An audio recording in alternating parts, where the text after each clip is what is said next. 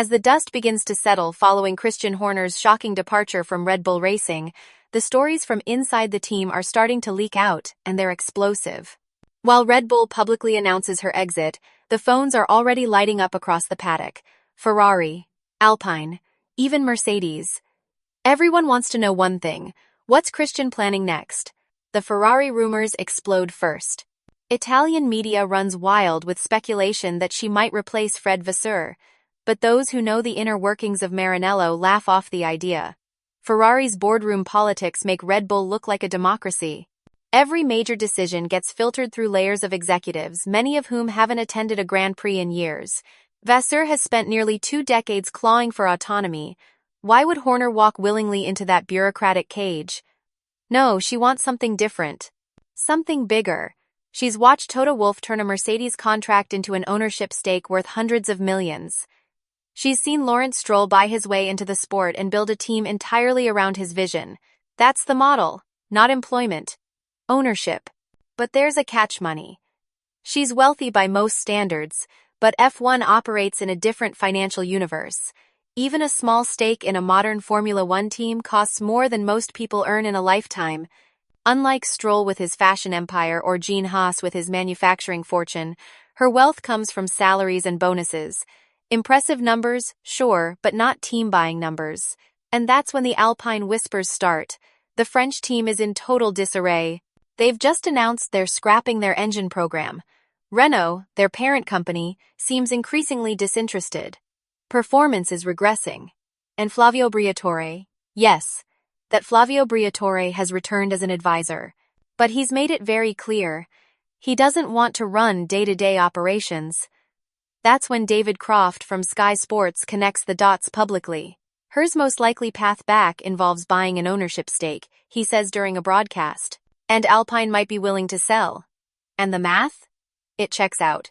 In 2023, Renault sold 24% of Alpine to a group of investors for €200 million, valuing the team at around $900 million. Pricey, but not impossible. Not with the right backers. Enter Bernie Ecclestone. The 94-year-old former F1 Supremo has been spotted having dinner with her in London, then again in Monaco. Old friends catching up? Maybe. Or maybe, just maybe, the man who once controlled the entire sport is plotting one final power play. Bernie brought her into F1, originally seeing potential in a young team boss when others didn't. Their relationship runs deeper than business. And while Ecclestone's reign is long over, his connections and his wallet remain very active. But Bernie isn't the only potential backer. The Middle East has fallen head over heels for Formula One. Saudi Arabia, Qatar, Bahrain, they're not just hosting races anymore. They want ownership. They want power. And a Horner-led Alpine, especially with Bernie's blessing, is a very attractive investment. Nelson Valkenburg, the Dutch commentator with deep paddock ties, is adamant on the Race podcast. Alpine is partially for sale, and her is definitely interested. And the timeline? It's almost too perfect. Her Red Bull contract reportedly runs through January 2026, precisely when Alpine switches to Mercedes engines. New power unit, new regulations, a clean slate, a new beginning. Karun Chandhok adds more fuel to the fire. Both Horner and Briatore are Ecclestone protégés. Both understand the old-school style of team management: total control, minimal interference. Briatore wants someone he can trust to take over. Horner wants a team he can mold without corporate chains holding him back. The pieces are falling into place. Inside Alpine's Enstone factory, the staff is already bracing for change. Honda's departure has been messy. The Mercedes deal is signed but won't kick in for months. Morale is low. Results are worse. They need a rebuild from the ground up. And if anyone knows how to build, it's her. Back in 2005, Red Bull was a joke, an energy drink brand pretending to play with race cars. Critics gave them 2 years before quitting. Instead, she built a dynasty. Sebastian Vettel's 4 straight championships.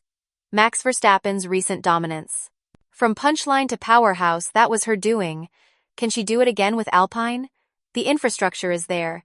The Enstone facility once produced title-winning cars during the Benetton and early Renault eras.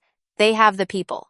What they don't have is leadership, direction, vision, the kind of unwavering focus Horner brought to Red Bull. But this time, it's different. This time, she's not just an employee. She's an owner. A foundational piece. Immune to corporate reshuffles and boardroom drama. That's a level of security even 20 years at Red Bull couldn't offer. Of course, Red Bull isn't going to make it easy. Sources suggest her exit deal includes strict non-compete clauses. She can't just walk into another team tomorrow. But January 2026? That's a whole different story. And the irony? It's delicious. Red Bull has created a monster, a team principal who knows every trick, every secret, every nuance of building a championship-winning organization. And now, they've unleashed her back onto the grid. With the right backing, she could become their biggest threat. Because an Alpine team with Mercedes power units, her leadership, and serious financial muscle isn't just competing for points. They're coming for podiums, wins, maybe even titles. The 2026 regulation changes will reset the field. New engines, new aero. It's the kind of upheaval that opens doors for the bold. And if there's one thing Horner has proven, it's that she knows how to seize opportunity. As July melts into August, the meetings intensify. Lawyers get involved, numbers are run, Ecclestone's people talk to Alpine's people. Middle Eastern investors express real interest. The machinery of a major Formula One deal is rumbling into life. She remains silent. When asked about her future at the Canadian Grand Prix, she simply says, "I'm not going anywhere." Technically true. She's still under contract. But everyone knows that's not the whole story. Because the real question isn't if she returns to Formula One, it's how. As another employee? A hired gun taking orders from above? Or as something more dangerous? A part owner? A power player? A disruptor? For Alpine, it's potential salvation. For her, it's sweet vindication. And for Formula One? It could mean a seismic shift in the competitive order. But Red Bull's nightmare doesn't end there. They're now seriously considering something that's never happened in F1 history, putting Max Verstappen's name in the team title, not just as their driver, but as part of the brand itself. Think Max Bull Racing or Team Verstappen by Red Bull. That's how desperate they are to keep him from walking, especially to Toto Wolff. Even Helmut Marko has admitted it. Too much has happened in the past, and Max has a very good memory. Toto Wolff will try, but will he succeed? Let's talk numbers. In 2024, Max Verstappen scored 165 points. His teammates? Just 7 combined. That's not a team. That's one man hauling an entire operation while the rest of the garage watches. When 96% of your points come from one driver, you're not racing, you're surviving. And that driver? He might leave. The timing? A disaster. Christian Horner, the only team principal Red Bull has ever had, was ousted in a wave of internal chaos. Adrian Newey, the mastermind behind every championship-winning car, has already jumped to Aston Martin. Jonathan Wheatley and Rob Marshall? Gone. The core is disintegrating. Max is the last pillar standing. And even he's wavering. Meanwhile, Toto Wolff is circling. That casual meeting in Sardinia between him and Max? Not friendly catch-up. It was a pitch. Hamilton is Ferrari-bound in 2025. Mercedes needs a new king. They're offering Max something Red Bull can't anymore. Stability. Direction. A team that knows what it's doing. Red Bull's new Austrian shareholders? They've gone full panic mode. So desperate to keep Max, they're willing to rewrite F1's unwritten rules. Ferrari never became Team Schumacher. Mercedes never renamed itself for Hamilton. But Red Bull? They're ready to light that tradition on fire. And the car? It's falling apart. Pierre Wache and Enrico Balbo inherited chaos after Newey's exit. Every upgrade makes the RB21 worse. Strategy calls, once surgical, now baffle fans and drivers alike. Max's calm radio voice is now edged with frustration. And who could blame him? He's a world champion fighting just to stay in the top 5. This is the same team that landed a $500 million Oracle deal to transform performance through cutting-edge computing. And yet, somehow, they can't stop the car from going backward every weekend. Irony? Meet Red Bull. And then comes 2026. Red Bull becomes an engine manufacturer in partnership with Ford. On paper, it sounds powerful. In reality, They'll be rookies in a game against Mercedes, Ferrari, and Renault teams with decades of engine-building experience. They're asking Max to stick around for the growing pains. That's a hard sell. Add in the human side, Max recently became a father. He's talked openly about not racing into his 40s. Watching Hamilton at 39 and Alonso at 43 still grinding it out, he's rethinking the long game. Maybe he doesn't want to drive in circles forever, even if he's the best at it. Red Bull's response? Lock him in so tightly, he can't leave even if he wants to. Their desperation is showing. Helmut Marko is publicly begging. Toto Wolff will try, but he will not succeed. Translation? Please, Max, don't go. This isn't strategy, it's pleading. We've seen this before, PSG giving Neymar and Mbappe too much power. The result? Chaos. Coaching collapses. Team chemistry dies. Red Bull is heading down that same road, just with carbon fiber instead of footballs. And the second seat at Red Bull? It's cursed. 7 points from every non-Verstappen driver this year. 7.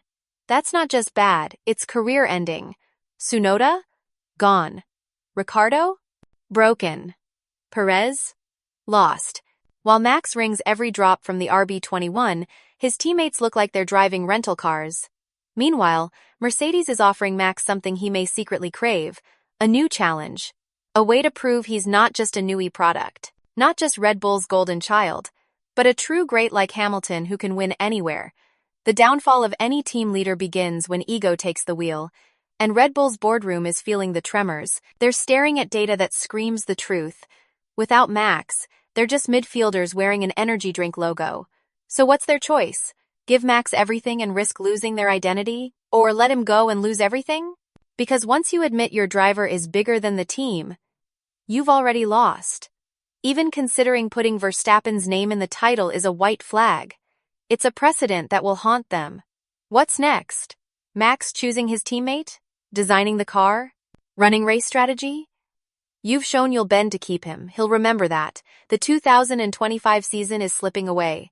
Mercedes, Ferrari, and McLaren are closing in. Red Bull, once untouchable, now looks rattled. They built their empire on rebellion, swagger, and defiance. But now? They're not leading the revolution anymore. They're reacting. And the world is watching. Because Red Bull's desperate gambit isn't just about keeping Max Verstappen. It's a warning shot for what happens when power shifts. When culture cracks. When the team that once changed everything starts losing control.